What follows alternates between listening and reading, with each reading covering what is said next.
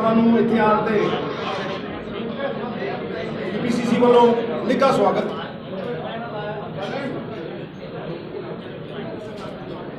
ਅੱਜ ਦੀ press conference बहुत ही अहम है तो मैं डंके की चोट के उत्ते it is with conviction that I say, it is with clarity that I say कि केंद्र के 3 काले कानून इनकी नींव बादलों ने रखी। इनके ब्लूप्रिंट से सेध लेके दिशा निर्देश लेके सेंटर की मोदी सरकार ने ये तीनों काले कानून बनाए। नीति निर्माता इन 3 काले कानूनों के बादल हैं।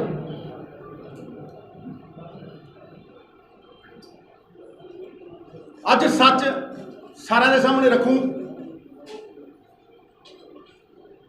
तो पता लग जूगा किसानों का गुनाहगार असल दे विच कौन।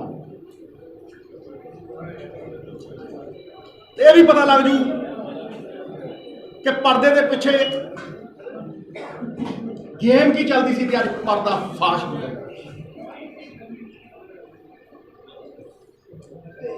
मैं क्यों कहना कि ये जनक ने इन्होंने बिल आया इन्होंने काले कानूनों का इन्हों का आइडिया सी और केंद्र की मोदी सरकार को यही लैके गई।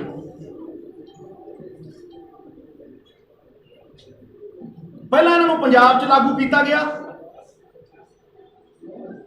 फिर मोदी सरकार को पूरे देश में लागू करवाए। I say categorically मैं तथ्य पेश करदा 2013 में एक separate contract farming act Vidhan Sabha दे विचों पास करवा के लागू किया गया। उसकी नोटिफिकेशन हुई एंड द पर्सन जिन्हें पटल के उत्ते विधान सभा दे रखिया was none other than Prakash Singh Badal. ये ऑफिशियल उदों की कॉपी है।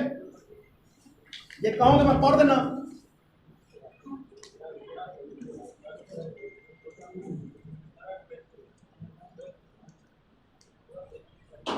The Punjab contract farming bill 2013 मानयोग स्पीकर हुण मुख्यमंत्री जी पंजाब ठेके के आधार पर की जाने वाली खेतीबाड़ी बिल 2013 पेश करना। मुख्यमंत्री सरदार प्रकाश सिंह बादल श्रीमान जी मैं ये पंजाब ठेके के आधार पर की जाने वाली खेतीबाड़ी बिल 2013 पेश करना बॉट एंड नोटिफाइड इन दी पंजाब विधान सभा 2013। यदि नींव उस कानून ने रखी और हुण मैं ये कहना कि वो पंजाब कॉन्ट्रैक्ट फार्मिंग एक्ट 2013 आत्मा है ते 3 काले कानून मोदी सरकार द्वारा पास किए हुए शरीर ये जेडे 5 मुढ़ले सैलीएंट फीचर्स ने मैं तुहानूं पढ़ के सुना देना। इस कानून विच किते भी MSP की गल नहीं की।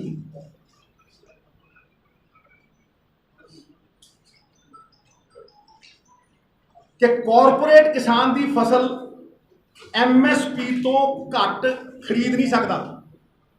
उन्होंने पूरी तरह आधार दिता गया कि वह MSP तो थले खरीद लवे।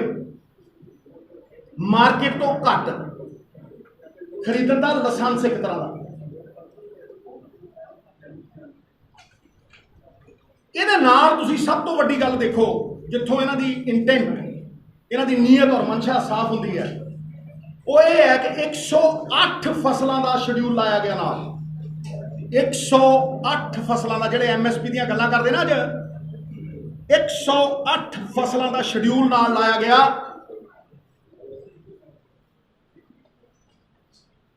जिन्होंने जोड़ दिता गया एक्ट दे नाल ते MSP तो भी घट रेट उपर खरीदिया जा सके। होर ते होर जड़ियां 2 MSP वालियां फसलां ने झोना ते कणक वो भी शामिल ये कॉपी है भाई। कणक ते झोना जी की प्रोक्योरमेंट सेंटर की सरकार करती है, उतों भी थले रेट के उत्ते, उतों भी थले रेट के उत्ते किसान को फसल खरीदी जा सके और उन्होंने एक्सप्लॉइट किया जा सके। तुम देखो मेल जोल देखो, कदे कदे मैनू लगता है कहते ना 9 मास का रिश्ता है, एक मुंह 2 अखा आई है मानदा। नंबर 2 जड़ा डिस्प्यूट होगा, कोई भी डिस्प्यूट फार्मर का ते कॉन्ट्रैक्ट फार्मर का या बायर का, it will be settled by the bureaucracy SDM। Karnal वाले SDM ने की किया तुहानू पता ही है, कोई जवाबदेही नहीं, ब्यूरोक्रेसी। ये नंबर 2। नंबर 3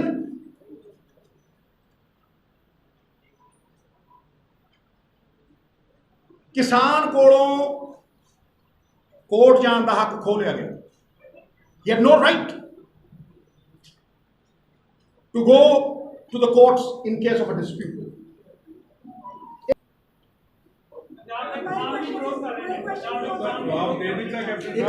एक मिनट यो सिमिलर एक minute let me answer him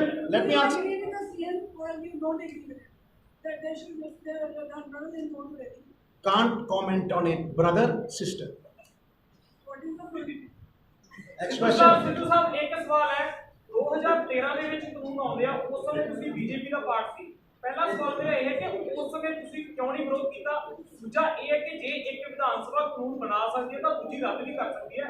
2017 तो थोड़ी सरकार है, हाले तक उन्हां कानूनों को रद्द क्यों नहीं किया गया। मित्र प्यारे ये इंप्लीमेंट किने कराउणा जी? कमीशन ने। असीं कमीशन नहीं बन सकते।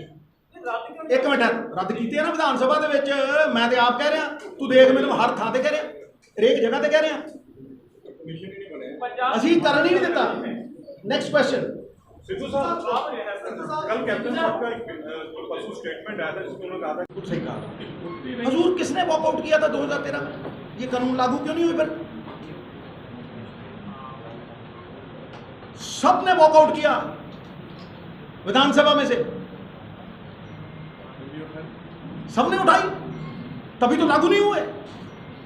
इसका इससे भी ज्यादा विरोध हुआ तब। सबसे पहले तो कांग्रेस ने उठाई, सबसे पहले कांग्रेस ने ही आवाज उठाई ऑर्डिनेंस होने के बाद।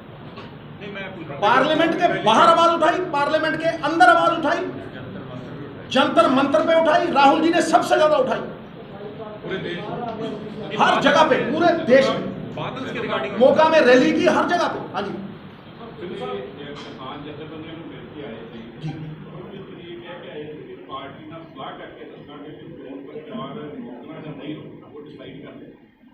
हजूर विचार चल रहे हैं, वो मीडिया थ्रू थोड़ा दसा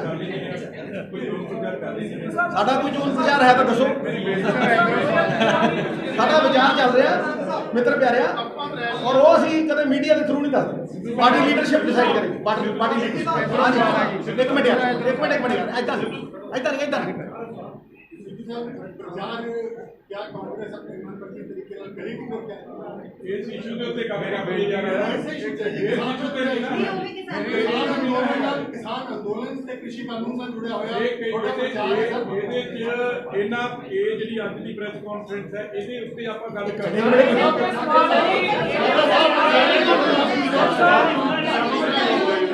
हजूर मैं डोंट डाइवर्ट किसान यार मैं दूंगा ना जवाब। किसान जत्थेबंदियों की मांग पर पार्टी लीडरशिप डिसाइड करेगी। बात खत्म। अगला सवाल सर ਤੁਸੀਂ ਪੁੱਛੋ ਜੀ। ਸਾਹਿਬ ਸੇਨਾ ਦੀ ਤੁਸੀਂ ਗੱਲ ਕਰ ਰਹੇ ਹੋ ਕਿ ਪੁਲਿਸ ਨੂੰ ਲੈ ਕੇ ਆਉਣੀ ਜੋ ਕੋਸ਼ਿਸ਼ ਸੀ, ਹਾਲਾਂਕਿ 17 ਦੇ ਵਿੱਚ ਤੁਸੀਂ ਆਪਰੇਸ਼ਨ ਕੋਈ ਉਸ ਤੋਂ ਪਹਿਲਾਂ ਕਾਫੀ ਭਾਜਪਾ ਦੇ ਸੰਗਠਨ ਦੇ ਵਿੱਚ ਸੀ, ਤਾਂ ਉਹਦੇ ਵਿੱਚ ਚੀਜ਼ਾਂ ਰੱਖਦੀਆਂ ਸੀ ਤੁਹਾਨੂੰ ਕਿ ਇਹ ਜੱਟਾਂ ਕੁਝ ਜੁੜਿਆ ਹੈਗਾ ਇਨਸਾਨਾਂ ਦੇ ਹੱਕ ਦੇ ਵਾਸਤੇ। ਮਿੱਤਰ ਪਿਆਰੇ, ਕੌਣ ਲੜਦਾ ਹੈ ਹਿੰਦੁਸਤਾਨ ਦੇ ਵਿੱਚ? ਇੱਕ ਬੰਦਾ ਦੱਸ ਜਿਹਨੇ 6 ਸਾਲ ਦੀ ਰਾਜ ਸਭਾ ਛੱਡੀ ਹੋਣੀ, ਇੱਕ ਨਾਲ ਹੈ ਲੈਣਾ। ਕੈਪਟਨ ਸਾਹਿਬ ਦਾ ਲੋਕ ਪਾਰਟੀ ਦੇ ਵਿੱਚ ਪਦ ਲੈਣ ਨੂੰ ਆਉਂਦੇ, ਮੈਂ ਪਦ ਛੱਡ ਕੇ ਆਇਆ ਸੀ। ਫਰਕ ਦੇਖ।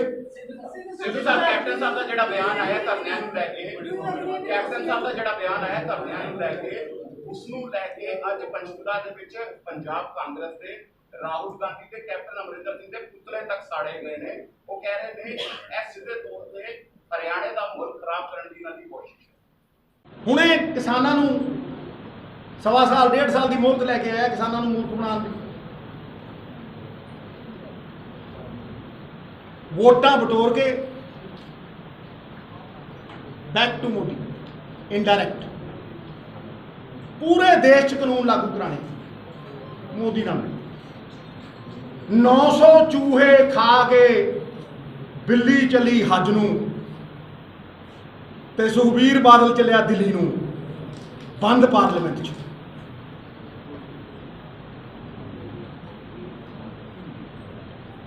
ਇਹੀ ਕਾਨੂੰਨਾਂ ਦੇ ਨੀਤੀ ਨਿਰਮਾਤਾ, ਇਹੀ ਇਹਨਾਂ ਦਾ ਮੋਡਸ ਆਪਰੈਂਡੀ ਹੈ, ਅੱਖ 'ਚ ਘਟਾ ਪਾਉਣ ਦਾ। I rest my case and I request you ਕਿ ਮੁੱਦਿਆਂ ਨੂੰ ਡਿਫਲੈਕਟ ਕਰਨ ਦਾ ਮੌਸਮ ਚੱਲ ਰਿਹਾ, ਮੈਂ ਮੁੱਦਿਆਂ ਦੀ ਇਸ ਕਰਕੇ ਇਹਦੇ ਉੱਤੇ ਕੋਈ ਸਵਾਲ ਪੁੱਛਣਾ ਹੈ। ਇੱਕ ਮਿੰਟ, ਇਹਦੇ ਉੱਤੇ ਕੋਈ ਸਵਾਲ ਪੁੱਛਣਾ ਹੈ। ਹਾਂਜੀ ਤੇ ਇੱਕ ਮਿੰਟ, ਤੁਸੀਂ ਕਾਲੀ ਮੂਰੇ ਟੋਏ ਸਬਰ ਕਰੋ ਸਰ। ਬ੍ਰਦਰ ਇਹਦੇ ਤੇ ਤੁਸੀਂ ਸਵਾਲ ਪੁੱਛ ਸਕਦੇ ਹੋ। ਉਹਨਾਂ ਨੇ ਦੇਖੋ ਸਾਹਿਬ ਇਹ ਜਿਹੜਾ ਬੜਾ ਕਲੀਅਰ ਕੀਤਾ ਹੈਗਾ ਕਿ ਅਕਾਲੀ ਦਲ ਨੇ ਕੀਤਾ ਕੀ ਸੀਗਾ, ਸੁਖਬੀਰ ਸਭ ਤੋਂ ਕਾਫੀ ਤੁਸੀਂ ਦੱਸਿਆ। ਹੁਣ ਜੋ ਸਾਰਾ ਤੁਸੀਂ ਚਿੱਠਾ ਦੱਸਿਆ ਕਿ ਕੀ ਹੈਗਾ ਸੀ, ਕੀ ਸੀਰੀਅਸ ਸੀਗੀ, ਤੁਸੀਂ ਇਹਨੂੰ ਆਪਣਾ ਲੋਕਾਂ ਨੇ, ਕਿਉਂਕਿ ਆਮ ਦੇਖੋ ਲੋਕਾਂ ਨੂੰ ਤਾਂ ਜਿਹੜਾ ਪਤਾ ਸੀ ਜੋ ਪਤਾ ਸੀ ਆ ਕੇ ਤੁਸੀਂ ਇਕੱਲੇ ਵਿਸਤਾਰ ਨਾਲ ਗੱਲ ਕੀਤੀ ਹੈ। ਇਹ ਤੋਂ ਲੈ ਕੇ ਕਾਂਗਰਸ ਪਾਰਟੀ, ਕਿਉਂਕਿ ਅਕਸਰ ਕਾਂਗਰਸ ਦੇ ਉੱਪਰ ਚੱਕਣ ਦੀ ਕੋਸ਼ਿਸ਼ ਕਰਦੇ ਨੇ ਸਾਡੇ ਜਿਹੜੇ ਦੂਜੇ ਓਪੋਜੀਸ਼ਨ ਵਾਲੇ ਹੈ, ਇਹਨੂੰ ਅਸੀਂ ਜਨਤਾ ਦੇ ਵਿੱਚ, ਕਿਸਾਨਾਂ ਦੇ ਵਿੱਚ ਜਿਹੜੇ ਇੱਕ ਪਾਸੇ ਕਾਫੀ ਨਿਰਾਸ਼ ਔਰ ਹਤਾਸ਼ ਤੁਹਾਡੇ ਸਰਕਾਰ ਤੋਂ ਰਹਿੰਦੇ ਨੇ, ਅੱਗੇ ਨੂੰ ਕਿਵੇਂ ਆਪਾਂ ਜਨਤਾ 'ਚ ਔਰ ਕਿਸਾਨਾਂ ਨੂੰ ਜਿਹੜਾ ਹੈ ਉਹਨੂੰ ਕਰਵਾਉਣ ਕਿਵੇਂ ਕਰਾਂਗੇ, ਆਪਾਂ ਪੂਰਾ ਲੈ ਕੇ ਜਾਵਾਂਗੇ ਜਨਤਾ ਦੀ ਕਚਹਿਰੀ। ਬ੍ਰਦਰ ਤੁਸੀਂ ਚੌਥਾ ਪਾਵਾਂ ਚਲਿਆ ਗਿਆ, ਚਲੇ ਵਰਕਰਸ ਹੋਰ ਸਾਰੇ ਕਿਤੇ ਚਲੇ ਜਾਣਾ, ਤੁਸੀਂ ਉਹ ਭੇਜਣਾ ਸਭ ਤੋਂ ਪਹਿਲਾਂ, ਤੁਸੀਂ ਭੇਜ ਰਹੇ ਹੋ। ਥੈਂਕ ਯੂ ਤੁਹਾਡਾ। ਅਗਲਾ ਸਵਾਲ ਤੁਸੀਂ ਕਹਿ ਰਹੇ ਹੋ ਬੜੇ ਥੋੜਾ ਜਿਹਾ ਉੱਚੀ ਬੋਲੀ ਬੇਟਾ।